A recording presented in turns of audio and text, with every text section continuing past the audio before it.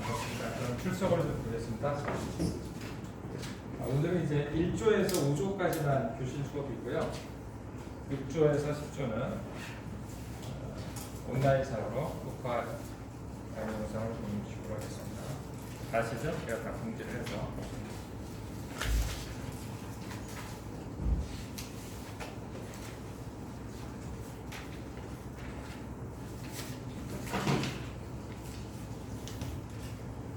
황인화, 박사연, 송성헌,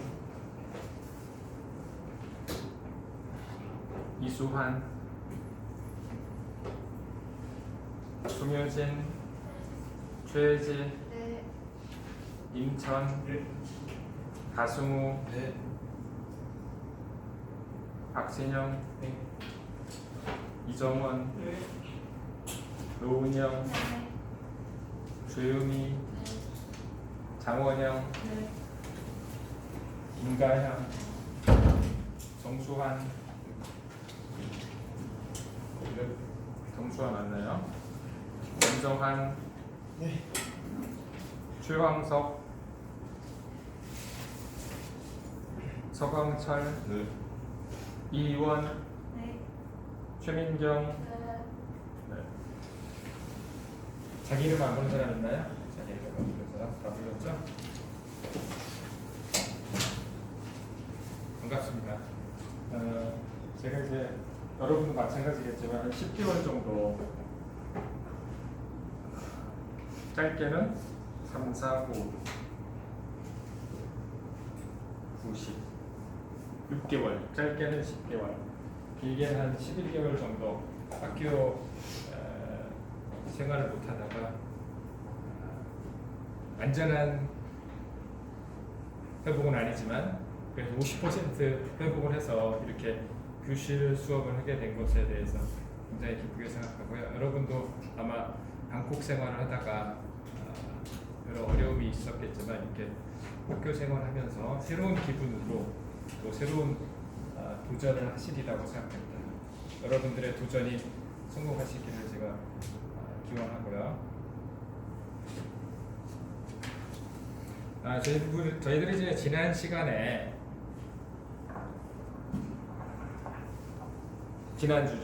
지난주에 기말 시험을 봤습니다. 자, 기말 시험은 중간고사죠. 중간고사를 봤습니다. 전반적으로 잘 봤습니다. 전반적으로 잘 봤고요. 사실 이 중간고사 이전은 비대면 수업이었잖아요. 비대면 수업이어가지고 집중도도 떨어지고 학력 저하가 많이 발생했는데 그것은 이제 그 초등학교 유치원부터 해서 유치원, 초등학교, 중학교, 고등학교, 대학교, 한국, 외국 몽땅 포함해서 다 학력 저하 현상이 심각하죠, 그죠? 학력 저하 현상이 심각한데 여러 가지 분석이 있는데요. 첫 번째는 이제 집중도가 좀 떨어진다라는 거고요. 집중도가 떨어진다. 그리고 그 상위권 학생과 하위권 학생들의 차이가 현격해진다. 그 차이는 여러 가지 원인이 있는데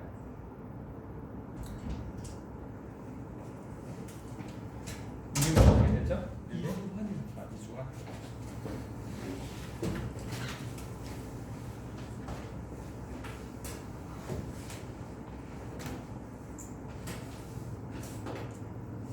그 상위권과 하위권의 차이가 너무 크다. 그리고 중위권이 매우 감소했다. 이런 분석이 있습니다. 그럼에도 불구하고 여러분들이 중간고사를 잘 봤어요? 잘 봤습니다. 예상인데 그래서 왜 이렇게 집중도 있게 공부를 했는지 제가 생각해 보니까 첫째 생각해 볼 수 있는 게 제가 강의를 잘해서 그런 게 아닌가 하는 그런 생각을 가지고 있고요. 두 번째는 여러분도 열심히 한 거겠죠. 여하튼 저희들이 이제 한 명 결시하고요. 39명이 봤는데 평균이 18.5점. 매우 높은 점수예요. 매우 높은 점수. 예년의 수준을 약간 웃도는 있을 수 없는 점수를 기록했습니다. 여러분들이 열심히 한 결과라고 생각되고요. 기말고사도 지금처럼 공부해 주시면 매우 이상적이다 이렇게 생각이 듭니다. 평균이 18.5점. 예년의 수준을 유지했다. 이거 엄청난 거죠. 시험은 동일한 수준으로 물론 25문제 3문제 볼 때도 있었어요. 20문제 3문제 볼 때도 있고. 근데 뭐 수준은 유사하니까 유사한 수준으로 예년의 수준 혹은 예년의 수준보다 약간 높은 평균을 유지했다는 것은 엄청나게 여러분들을 잘 봤다. 그리고 정상적이지 않은 이런 상황에서 이런 평균 점수라는 것은 상당하다라는 생각을 합니다. 21점 이상, 70% 이상 맞은 사람이죠. 12명. 39명 중에서 12명. 90% 이상, 그러니까 27점 이상이죠. 27점 이상으로 2명이나 됩니다. 저는 이제 이 긍정심리학 강의하면서 시험 잘 봤다고 상을 준 적은 한 번도 없어요. 되게 개근상은 계속 줬습니다. 무슨 얘기냐면은 첫째 개강해가지고 기말 시험 끝날 때까지 중간고사, 기말고사 포함해서 한 번도 결석하지 않은 사람 보통 한 35% 정도 되는 것 같아요. 3명 중에 하나를 약간 웃도는 수준. 평균적으로 봤을 때. 그러니까 14명에서 한 17명 사이 정도 되는 것 같은데 항상 개근상을 줬었습니다. 개근상 상장하고 부상, 연필이나 샤프 펜슬을 줬었죠. 근데 이번에는 이제 전반부가 온라인 강의가 되면서 개근상은 힘든 것 같고요. 지난 학기도 없었죠. 그리고 이제 그 다음 주에 하는 행복체험 프로젝트에서 이제 여러분들이 평가하잖아요. 근데 이거는 아쉽게도 코로나 때문에 평가하지 않는 여러분들이 자체 평가가 없고 참가한 학생은 다 만점을 주는 걸로 바뀌었는데 지난 학기에는 못했죠. 이번 학기에는 하게 되지만 코로나기 때문에 조별 활동은 없습니다. 다 이제 만점을 주게 되는데 그 예년의 경우에는 행복체험 프로젝트에서 여러분들의 많은 지지를 받아서 1등 한 조는 럭셔리한 만찬과 음료를 항상 했었어요. 매 학기. 그래서 행복체험 프로젝트와 그리고 개근상 이 상은 수여를 했었는데 항상 이게 시험을 잘 봐서 제가 상을 준 적은 없는데 이번에 이 코로나 사태를 뚫고 90% 이상 획득한 학생 2명이 있습니다. 한 명은 중국 언어문화전공 장원영, 또 한 명은 응급구조학과 위다유 2명인데요. 이번에는 앞으로도 시험 잘 봐서 상을 주는 경우는 잘 없을 것 같은데 하여튼 이번에는 저희 저서 이번 8월달에 출간된 450페이지짜리 되게 두꺼워 남순규 교수님이랑 공적, 제가 제1저자, 남순규 교수님이 사심과, 남순규 교수님이 제2저자. 한 이 책을 책에다가 이렇게 사인까지 해가지고 장원영 학생에게 주도록 하겠습니다. 장원영 학생 어디 있어요? 유대현 학생은 이제 다음 주에 이제 교실 수업이기 때문에 다음 주에 이제 만나게 되고요.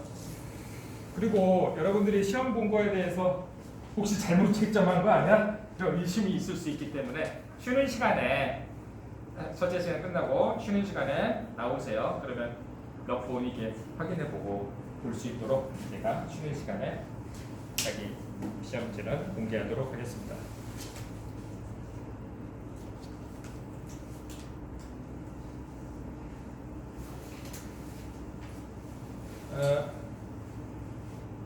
그리고 행복체험 프로젝트에 대해서 많은 학생들이 질문을 하는데요. 대답을 다 했죠. 대답을 다 했고 또 한 번 얘기한다면 다음 주에 6조에서 10조 이제 교실 수업이니까 발표를 하고 다음 주, 그 다음 주에는 이제 1조부터 5조 수업이니까 다음 주에 1조에서 5조 발표하고 그런 식으로 나누어서 발표를 하겠습니다. 그리고 이제 정상시라면 조원들끼리 이렇게 해가지고 대표자가 발표하는 거였었는데 이번 같은 경우에는 조별 활동이 안 되잖아요. 그러니까 개인적으로 그냥 한 3분 이내로 발표하는 걸 보고 그럼에도 불구하고 꼭 나는 우리 조는 꼭 조별 대표 1인이 대표 발표해야 되겠다라고 주장하는 학생을 저한테 연락을 주시고요. 그 학생 같은 경우에는 조원들 거를 다 모아가지고 대표가 3분 이내로 발표하는 걸로 하겠습니다. 이런 식으로 행복체험 프로젝트는 진행하고요.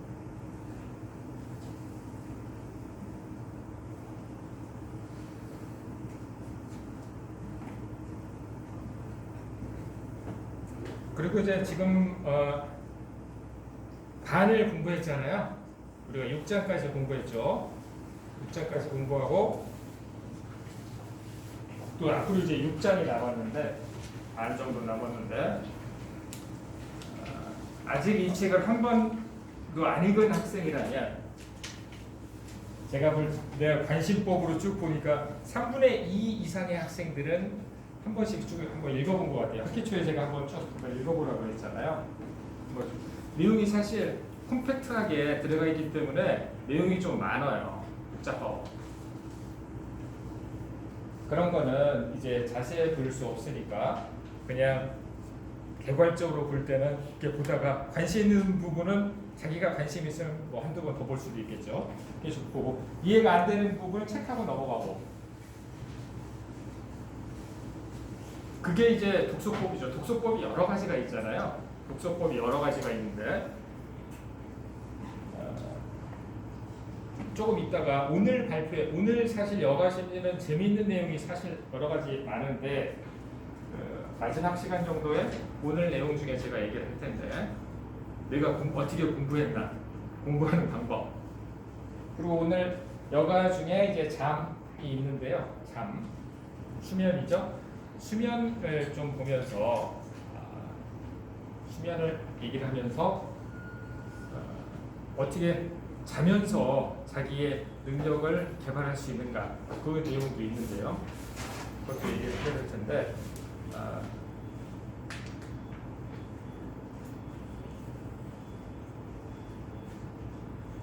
아직 한 번을 읽지 않은 학생이라면 7장부터 12장까지 한번 이렇게 쭉 한번 읽어보시기 바랍니다. 그리고 이번 강의를 들으시고 그냥 이 책을 중고 시장에다가 한다든지 아니면은 후배한테 혹은 친구한테 너 가져 이렇게 준다든지 그렇게는 안 하시는 게 좋을 것 같아요. 개인적으로 판단할 때.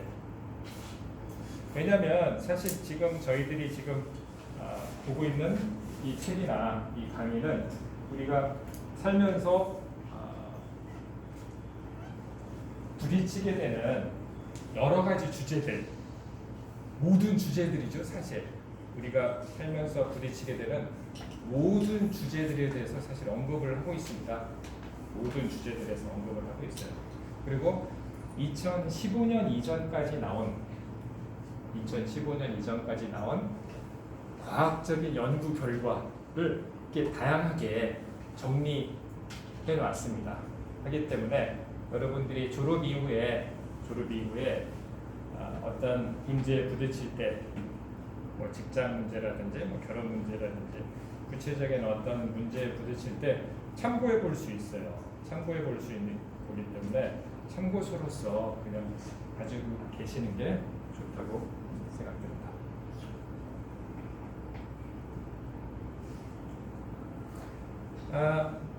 그러면 오늘은 이제 7장 여가 심리에 대해서 공부를 할 텐데요. 그 전에 잠깐 살짝 6장 우리가 연애 심리를 하면서 하나 토론 주제가 하나 있었죠.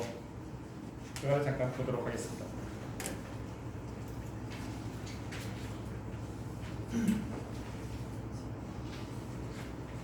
브루클린이라는 영화였었는데요. 브루클린이라는 영화.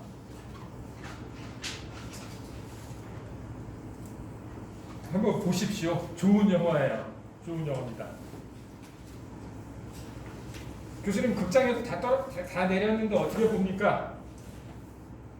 유튜브에서 빌리면 1,400원이에요. 48시간.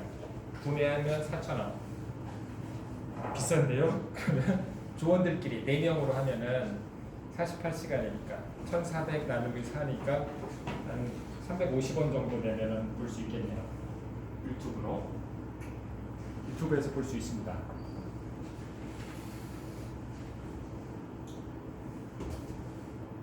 이 영화에 대해서 잠깐 설명을 했었죠. 그리고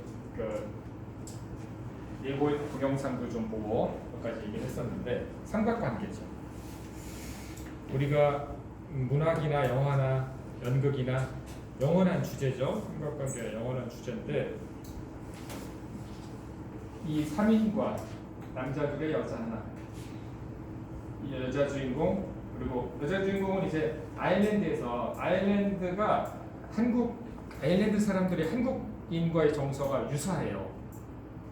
그래가지고 아일랜드 사람과 한국인이 결혼하는 경우가 되게 많아요. 근데 세계 전체적으로 보면 아일랜드도 소수고 우리나라도 좀 소수에 속하잖아요. 근데 그렇게 결혼하는 이유가 정서가 좀 비슷하다. 좀 핍박을 받고, 그러니까 아일랜드는 이제 잉글랜드에 비해서 잉글랜드가 주류고 아일랜드는 비주류거든요.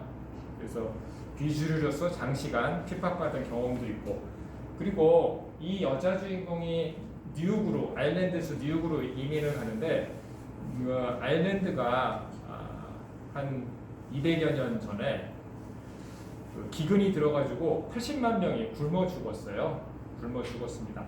그래서 이 영화에도 그게 나오는데 아일랜드에서 뉴욕으로 이민 온 사람들이 막 감자를 먹으면서 구황식물이잖아요. 감자가 감자를 먹으면서 이렇게 자기들의 민가를 부르는 부분이 나오는데 그래서 이게 먹고 살기 힘드니까 다른 나라로 막 이렇게 뿔뿔이 흩어져 있는 그런 역사를 가지고 있는데, 그래서 이 여자 주인공은 아일랜드에서 뉴욕으로 와서 뭔가를 새 삶을 찾으려고 하는 사람이고, 거기서 만나는 토니, 그리고 언니의 죽음으로 다시 고향에 가서 만나게 되는 짐, 이 삼각관계에서 당황하는 그걸 묘사한 영화입니다. 이게 겉으로 보기에, 객관적으로 보기에 언니의 죽음으로 장례식에 참여해서 고향에서 갔는데 고향에서 만난 짐이 객관적인 조건은 많이 좋은 걸로 이렇게 되어 있지만 이민 가서 만난 브루클린에서 만난 토니도 상당하게 나름대로 매력이 있는 객관적인 조건은 진보다는 떨어지지만 그런 사람으로 나옵니다. 그래서 저희들이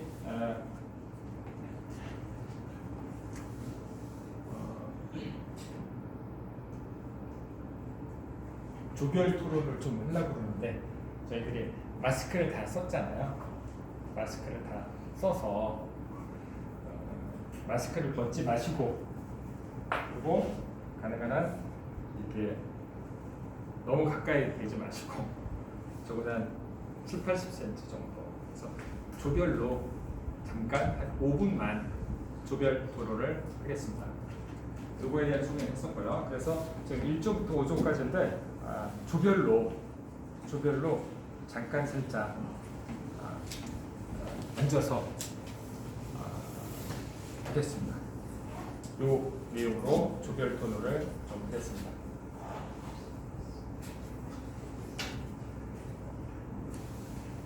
제가 장소를 지정해 줄게요. 1조, 2조, 3조, 4조, 5조, 1조, 2조, 3조, 4조, 5조. 조별 토론만 하고 다시 이 자리로 올 거예요. 조별 토론 한 5분 정도만 하고 다시 지금 앉아 있는 자리로 오겠습니다. 1조, 2조, 3조, 4조, 4조, 5조.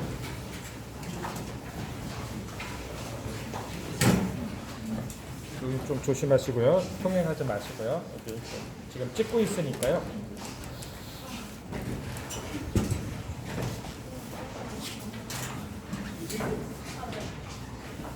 (1조) (2조) (2조) 앉으시고요. 그리고 (3조) (4조) (1조) (5조)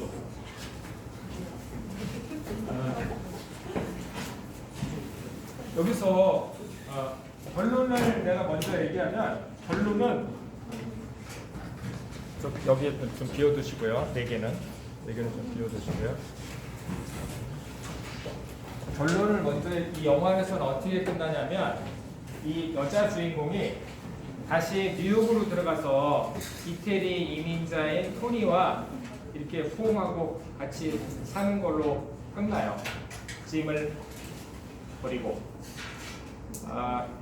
그것은 사실 자기가 새로운 삶을 새로운 삶을 설계한 뉴욕 브루클린으로 이민을 갔기 때문에 자기의 주체적인 삶을 살겠다는 걸 선택한 걸로 읽혀집니다.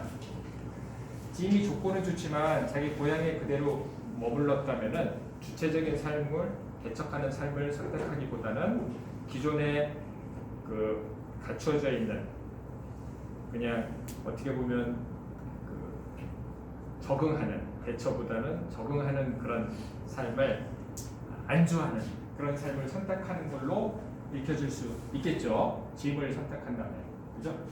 그래서 영화는 그런데 본인은 나라면은 어떤 선택을 할 것인가? 그리고 왜 그런 선택을 했는가?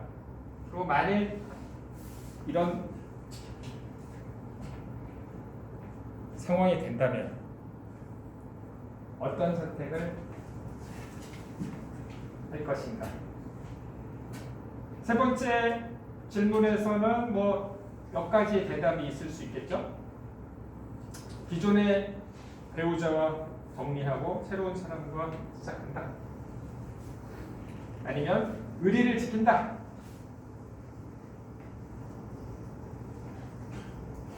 두 가지 말고 또 있을 수도 있겠는데 또 있다면 또 무엇이 있을까 생각해 볼 수도 있겠죠? 이 세 가지 질문에 대해서 한번 조언들끼리 시간을 갖도록 하겠습니다.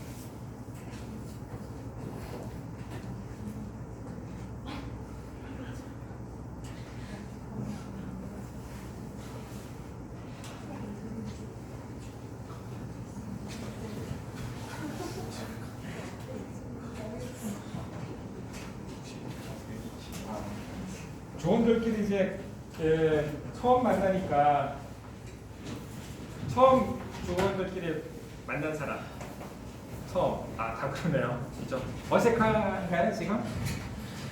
약간 살짝 어색하죠?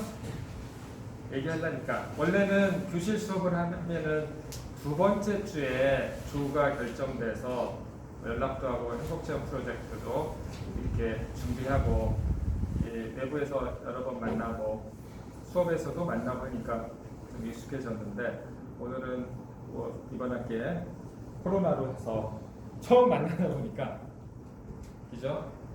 얘기가 좀 힘든 것 같습니다. 그래도 그럼에도 불구하고 한 1, 2분 정도 지금 앉았으니까 지금 이 주제, 이 세 가지 질문에 대해서 한번 얘기를 해보시죠.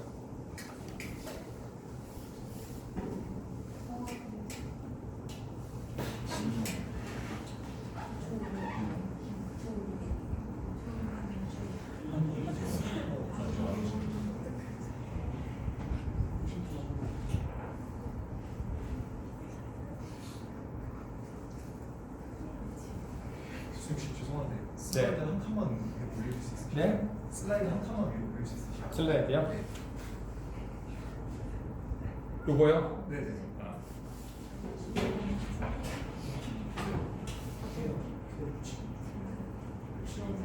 제가 지금까지 쭉 보니까 한 3분의 2 학생이 짐을 선택하더라고요. 우리 경우에 조건. 영화에서는 객관적으로 자기의 삶을 개척하겠다 해서 다시 뉴욕으로 돌아가는 걸로 이루어집니다. 남학생 같은 경우에는 뭐 두 가지 생각할 수 있겠죠. 여자로 빙의가 돼서 에일리스 여자인 상태에서 선택을 하는 게 있을 수 있겠고 또한 이 케이스는 자기가 남자로 생각하고 유사하게 이런 유사한 상황에 여성 2명 사이에서 고민하는 그런 걸로 생각해 볼 수 있겠습니다. 뭐 여학생들이야 뭐 바로 주인공 자체가 여자니까 이렇게 주인공을 생각하면 되겠고요.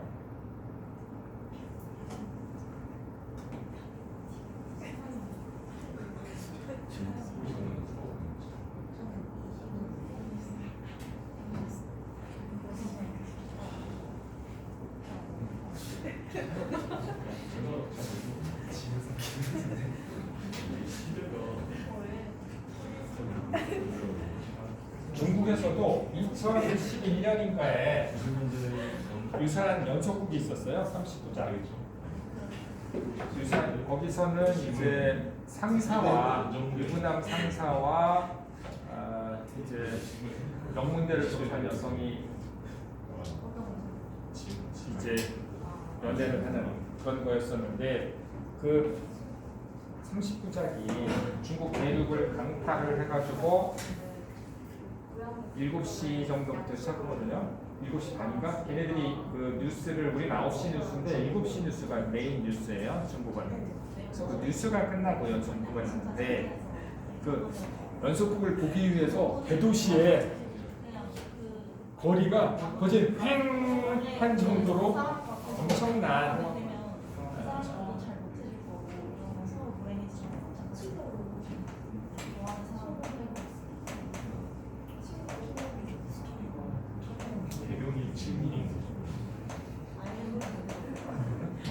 반향을 일으켰던 워즈라는 게 있어요.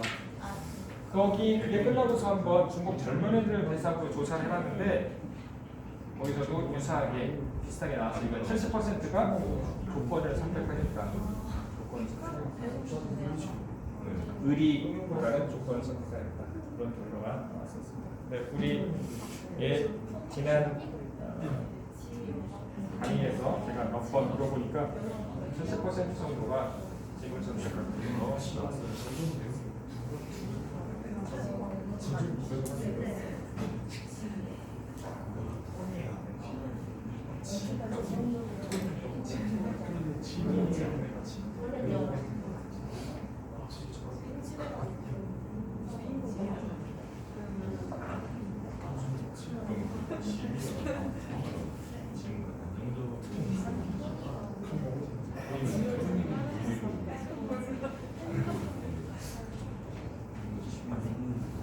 근데 토니가 그 에일리스가 자기 언니의 그 장례식에 갈 때 돌아오지 않을 걸 걱정을 해서 결혼식을 올리자 어떻게 보면 영화 속에서는 약간 유도하는 식으로 저런 식으로 올리고 그 브루클린 구청에 가서 혼인 신고를 해요.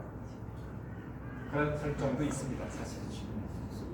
그런 설정도 있어요. 영화에서는 그런 설정도 있습니다.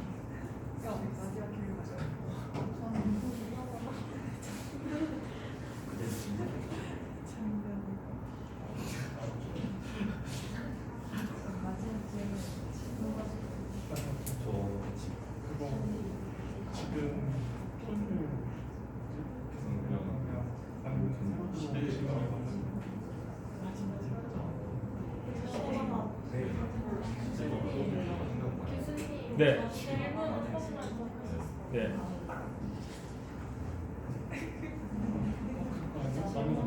이 두 가지의 해결책만 있는 게 있는가? 또 어떤 학생은 그렇게 얘기할 수 있죠.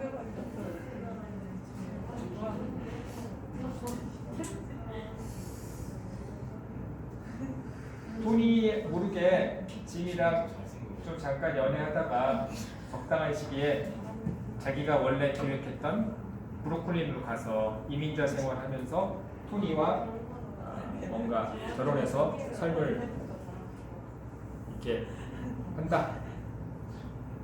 토니 모르게 그렇게 얘기하는 사람도 있었고요. 또 어떤 사람 같은 경우에는 토니와 결혼하고 그리고 가끔 짐과 고향으로 가서 짐과 친구로서 만난다. 뭐 이렇게 주장하는 사람도 있었어요. 그런 거는 이제 여기서 얘기한 두 가지 케이스가 아니죠. 두 가지 대답은 아닌데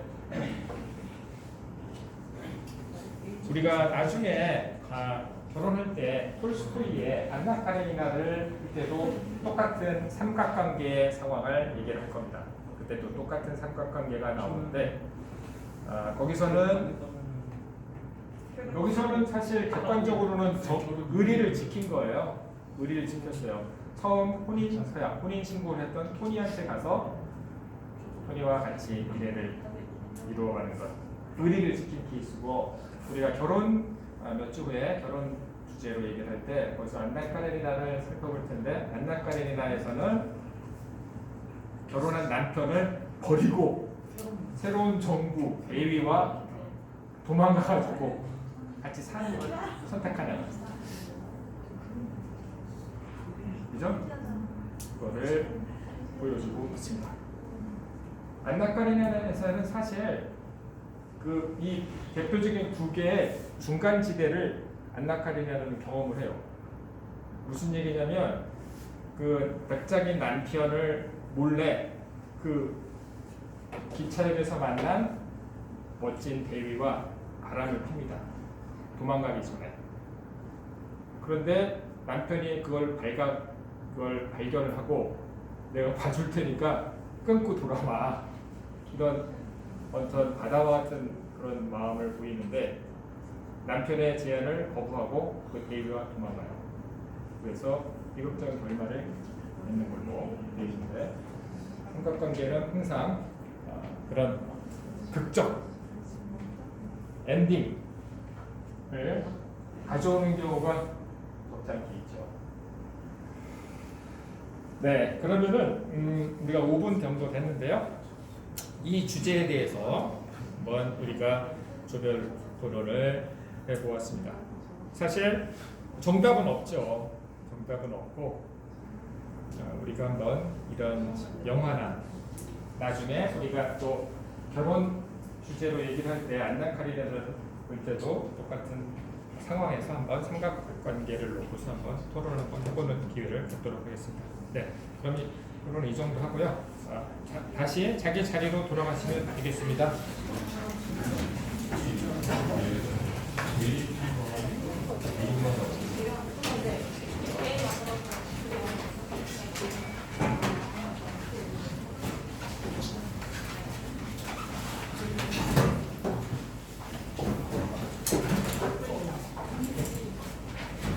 저희들이 이제 7장 여가 심리를 보도록 하겠습니다.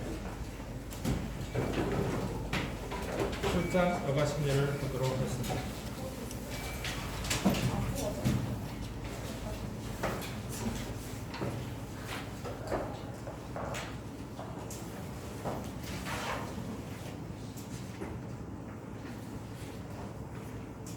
우리 교재에는 200페이지부터 나와 있습니다.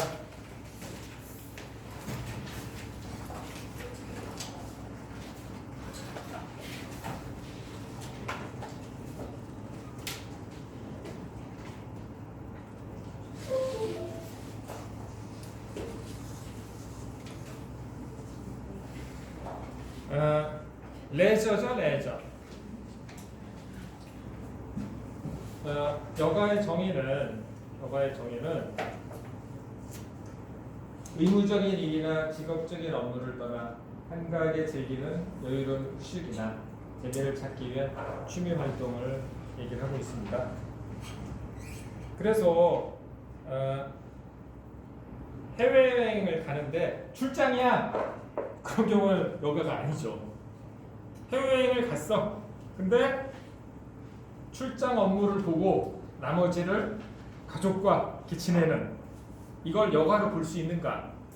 전형적인 여가는 아니겠죠. 그죠? 그래서 의무적인 일이나 직업적인 업무에서 떠나는 것. 그렇죠?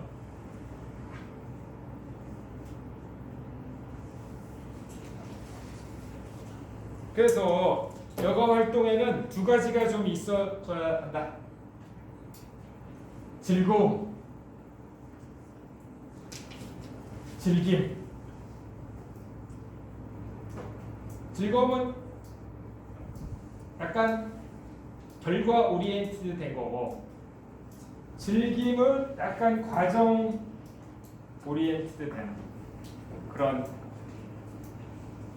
거라고 볼 수 있겠습니다. 그러니까 결과도 유쾌해야 되고 과정도 유쾌해야 된다 이런 거죠. 올바른 여가를 체험하려면 그 여가의 체험이 본인의 마음에 와 닿아야 한다. 그리고 자발적이어야 한다. 그리고 자신만의 장점으로 동기부여가 돼야 된다. 이런 정도 얘기를 할 수 있겠습니다.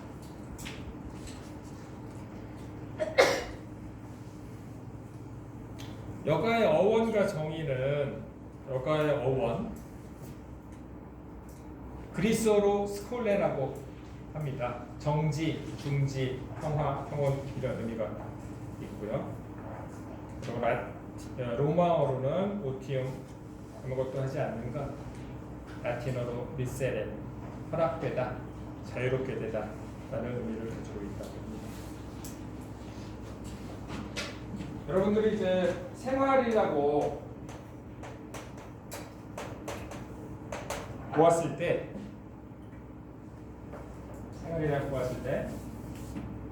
뭐 생리적인 시간이 있겠고요.